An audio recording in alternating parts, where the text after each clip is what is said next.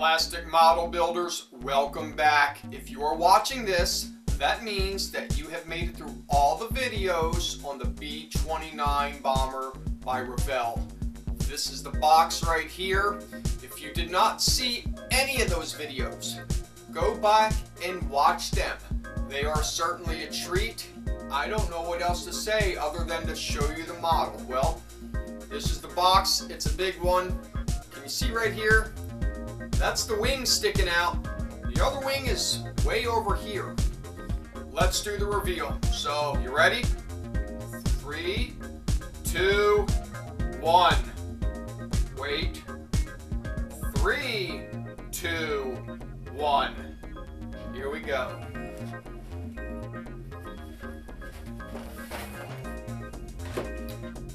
As you can see, this is the plane. Very, very big. Got to be careful with it. Lots of pieces that can break. So we'll turn it around.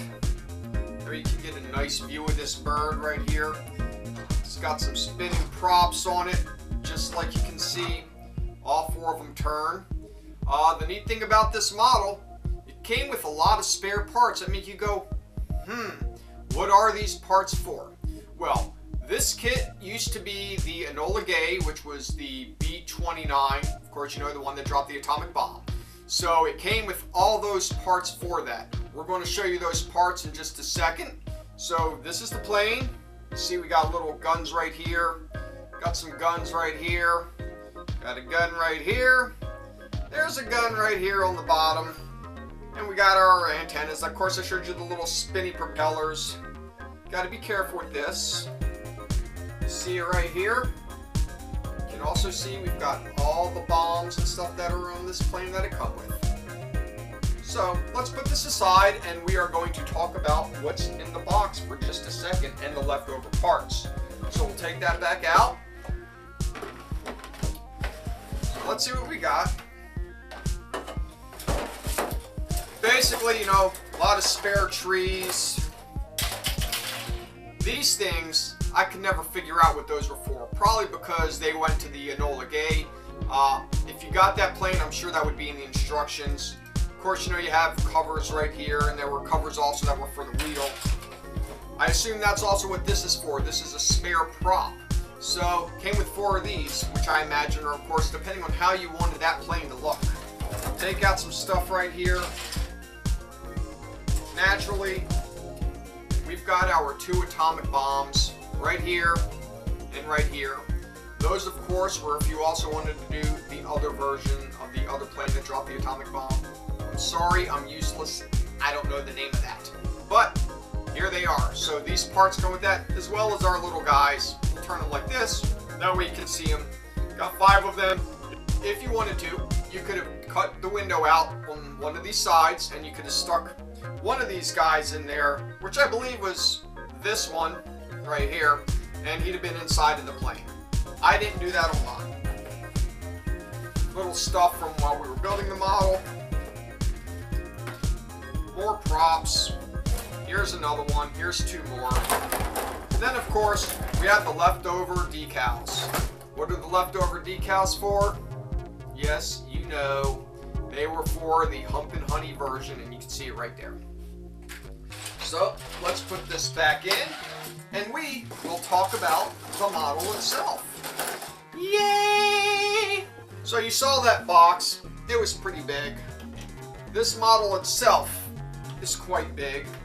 I could say the hardest part for me was gripping this model when it's being built, figuring out if you want to put the bombs that come with it inside first or not, because you basically have the whole fuselage.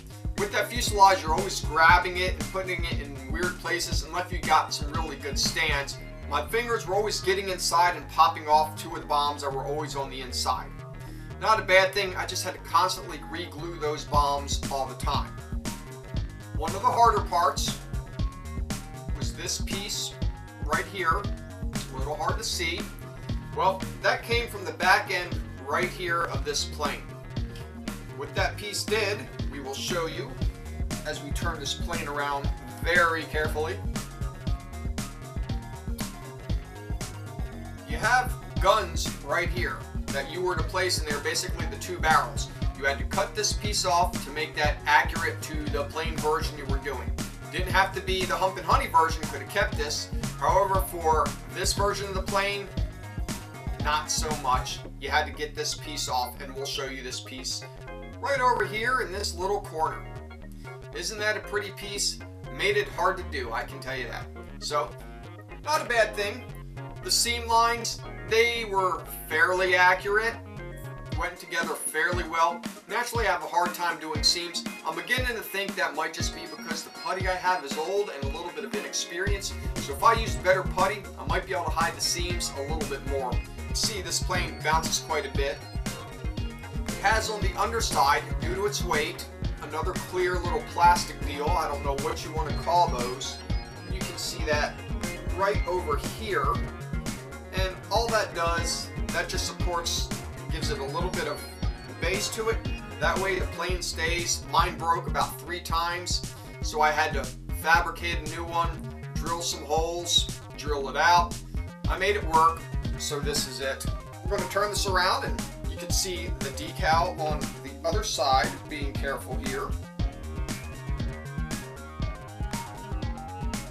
So you can see right here, we've got that wonderful decal on the side. That is, of course, censored because in the original version of this plane it was uncensored, and then you can find some pictures of this where it became censored. See right here? Censored. And that's how it was, so that's the way the plane stayed. Some of the things that were a little unclear on the instructions, at least to me, were how to paint these guns. So I did all these. They don't stay in too well, so you do need to be careful of that, especially this one. Once they're in, you kind of don't want to play with them too much. Maybe you'll be better at it than I do if they weren't built too well. You always have to color the tops of these the same color as the entire fuselage of the plane. Whether you want to make that shiny or not is up to you. The guns did go gunmetal. You have to be careful with all these. I put these on dead last. That way they wouldn't get smudges or anything on them like that. The ones I couldn't put on dead last were these ones on the side because they go in first. So that made it a bit of a challenge. So you had to put those in, hold them in, as well as the ones on the inside. You put those in first, make sure they're nice and clean, and once those are in there, they stay in. Make sure you mask them off before the plane is put together. That way you can at least make sure that glue is set and you don't press them in. I learned that from the SR-71 video. If you go back and you see that, you'll see what I'm talking about. I had to basically fish out a piece of glass that was in there to pop it back in place. So this is the plane right here. A couple more problems I had was putting on the glass windshields. They didn't quite go together quite right, so you just had to kind of sand these areas around here. The antenna placement, I didn't put on all the antennas on them just because I didn't feel it was necessary. I didn't want more parts to break off. I couldn't find the right assembly for them. Although they came on the directions, it doesn't mean the directions are always right, and we found that out sometimes the hard way. So this is it.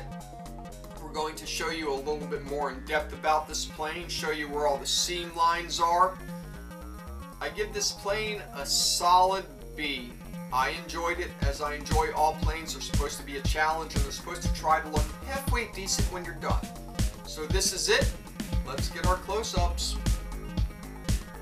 So here it is, what you're seeing right here. This is the antenna right up front, and that front glass, it got a little dusty because, well, I sanded a bunch of stuff and it fell through that hole there, then it got in there, I had stuff fall in there.